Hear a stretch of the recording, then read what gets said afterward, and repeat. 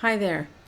In this video, I'm going to give you an overview or foundational introduction to 5 dominant learning theories and the 3 main educator roles that have emerged over the last century and a half.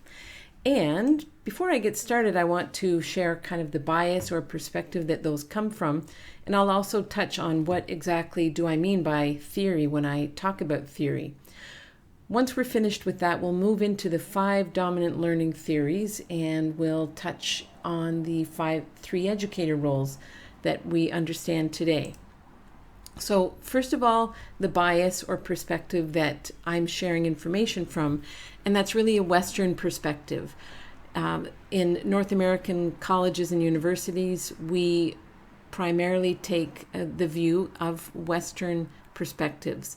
More and more non-Western perspectives are thankfully entering the discussions, and that includes indigenous ways of knowing.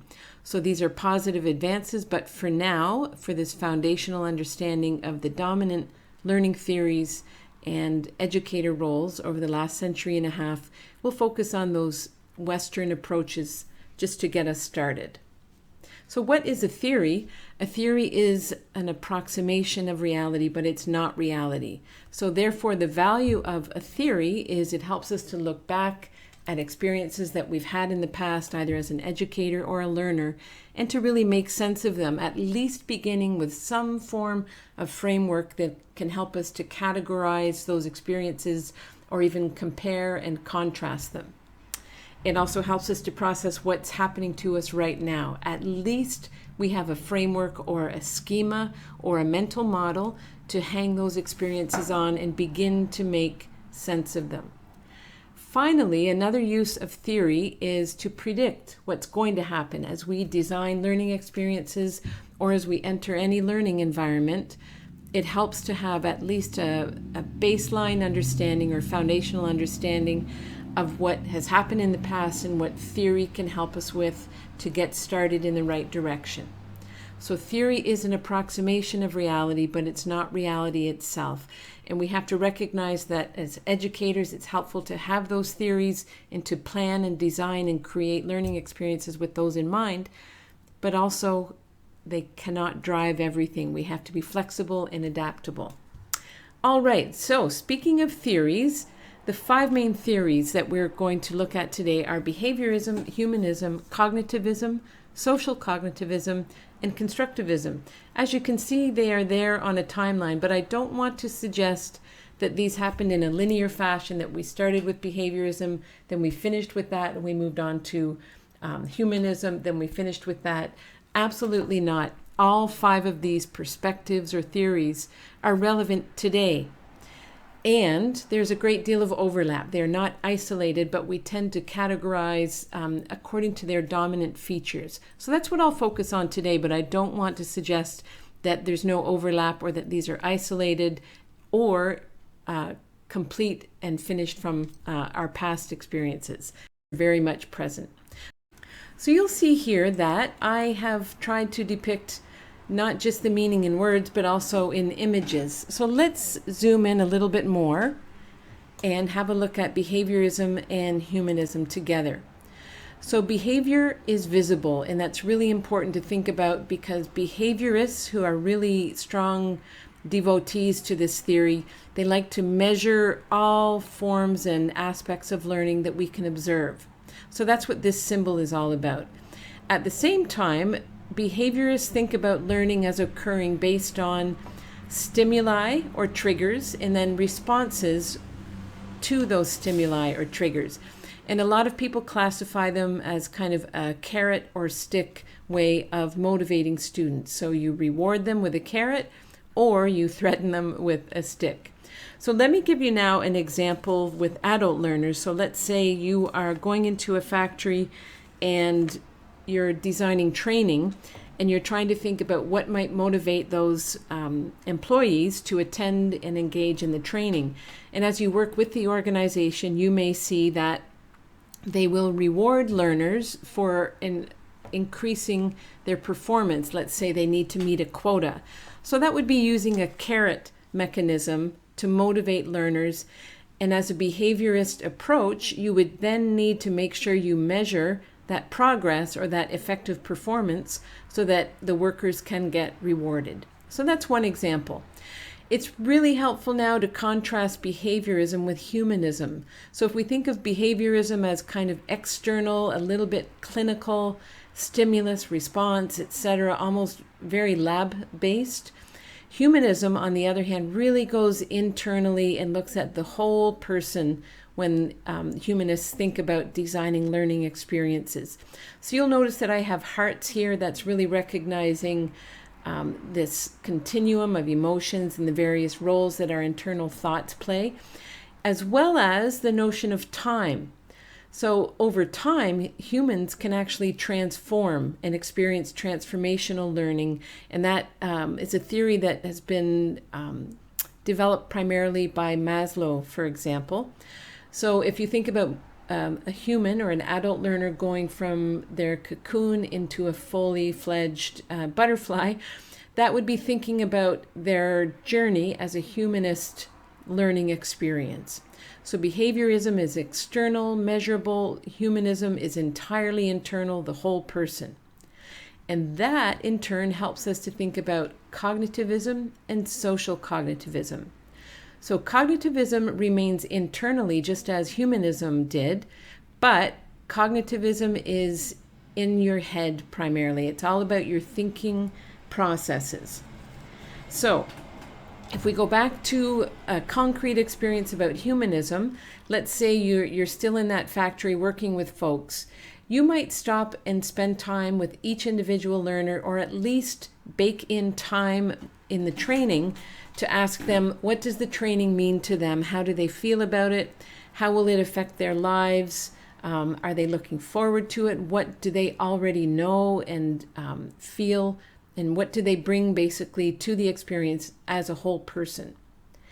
Cognitivists, on the other hand, would ask those very same workers to think about their thinking as they're going through a process. Let's say you're trying to develop a new habit.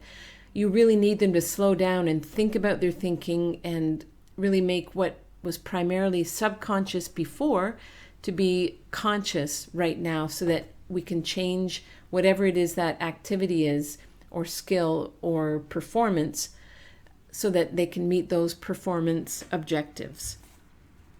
So cognitivists really have you thinking about your thinking, and that would mean also baking in time for reflection.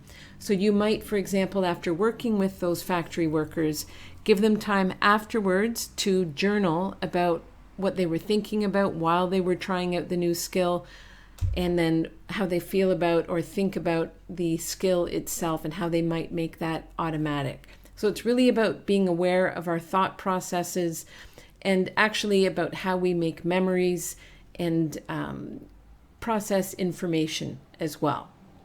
So cognitivists were all internal in terms of our brain or our mental processes, whereas social cognitivists really stepped back and tied together behaviorism, humanism, and cognitivism to recognize that we really can't isolate our behavior, nor can we isolate the whole person or their thought processes from the environment in which they are learning and developing.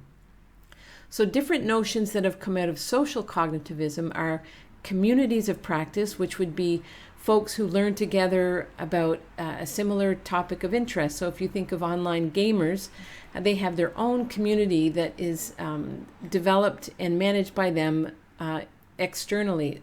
They don't require any university or training college to help them organize. They're a self-organizing community of practice.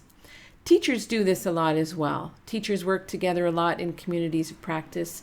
So if you think about being in the environment of a school, you yourself may have a lot of different background knowledge and experience in a variety of schools, and you have your own thought processes and your own teaching behaviors that are not just focused on learning but also developing.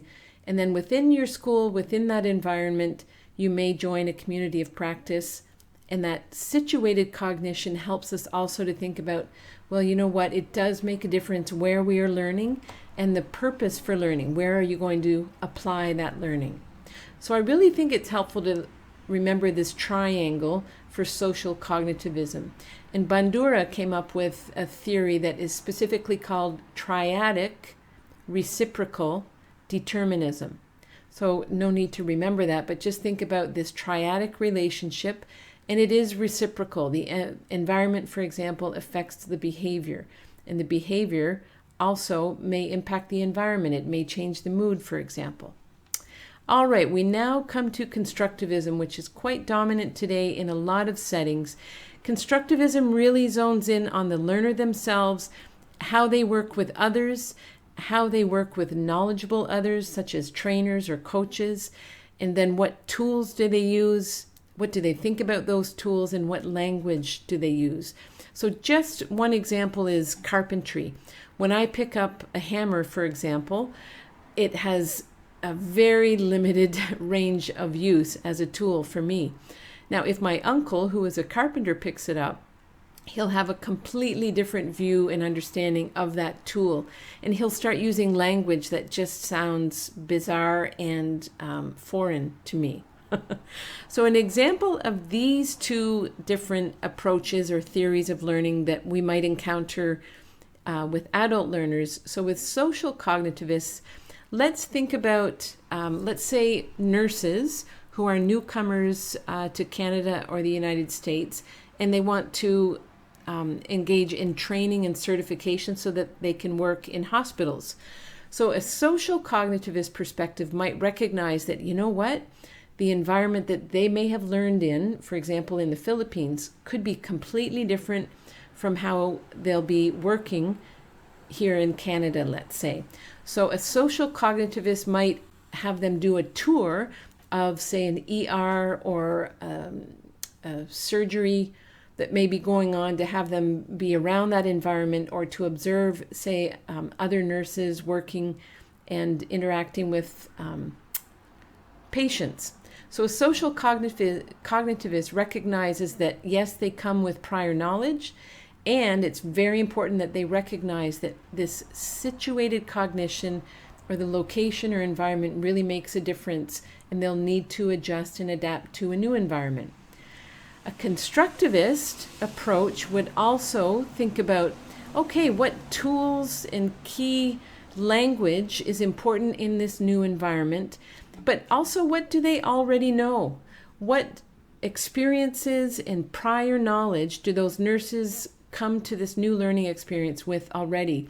Because they will be making sense of their learning. We can design learning experiences, but we do have to recognize that within this constructivist mindset, the learners construct their own knowledge, and a large part of that comes from their own prior knowledge. So that's an overview then of the 5 main learning theories. And now we come to our final stage, which are, I like to think of it as a continuum, because it really talks about the 3 different roles that an educator plays. But again, these are not isolated. Within even a 15-minute lesson, you will play any number of these roles within that lesson. So let's just have a look here at the different ways that educators can play a role. So our most traditional role is under this name pedagogy. So here the instructor is the sage on the stage. The teacher has the information, and they're managing the learning primarily. So they may be using direct instruction, for example, which is a highly effective approach. And there are many, many instances where this is not only valuable, but probably more important than the other two. So under a pedagogy mindset, the teacher role is central, and the teacher is really the conductor in the room or the sage on the stage. Moving from pedagogy, we have andragogy. So for andragogy, which most people associate with adult learning, an andragogy approach for educators means that they are setting up the learning, and they are there to support learners almost like a scaffold or training wheels, but they truly are stepping back and being the guide on the side so that those adult learners can take on more of a role, much like a constructivist mindset where they're rolling up their sleeves, getting stuck in and manipulating the learning experience themselves and making meaning from their learning. So we go from the sage on the stage, sometimes we move to the guide on the side and just circulate, for example, to monitor the learning and to be there as a support. At the other end of this continuum is heutagogy. And heutagogy really steps back almost entirely and places the instructor as one of many resources that the learner can come to. So here the learner is not really on their own, but they are the drivers of their learning or the agents of their learning, and they are deciding when to go to the instructor and when to consult other resources. So this is really driven by the self. It's self-determined learning by the adult.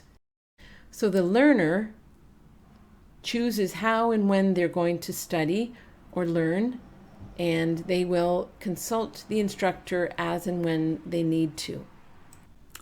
So I want to acknowledge the sources of the information that I'm sharing with you today, and I will also provide the infographic that I have been using to demonstrate these concepts for you.